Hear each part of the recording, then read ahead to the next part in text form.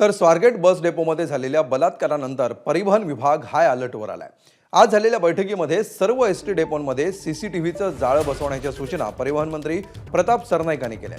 तसंच सर्व बसमध्ये सीसीटीव्ही आणि एसटीच्या सुरक्षेसाठी एआय टेक्नॉलॉजीचा वापर तसंच जीपीएस यंत्रणा देखील अनिवार्य करण्याचा निर्णय घेण्यात आलाय। तसंच सुरक्षेच्या दृष्टिकोनातून महामंडळावर आयपीएस अधिकाऱ्याची नेमणूक करावी अशी मागणी देखील सरनाईक यांनी केली।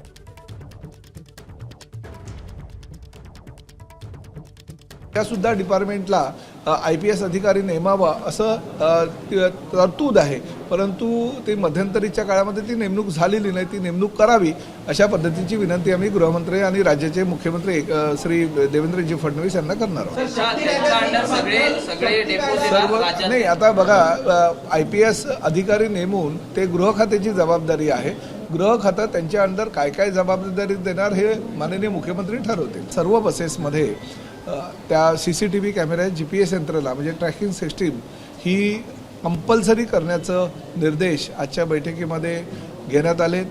शेवटी कंट्रोल रूममध्ये एआय टेक्नॉलॉजीचा वापर करून जास्तीत जास्त सुरक्षितता कशी मिळेल त्या टेक्नॉलॉजीचा तो भाग आहे। तो विषय जरी वेगळा असेल तरी आजच्या तारखेला एआय टेक्नॉलॉजीचा वापर सगळीकडे होतोय। त्याचा जास्तीत जास्त वापर सुरक्षिततेसाठी करण्याचा आमचा मानस आहे। एबीपी माझा, उघडा डोळे बघा नीट।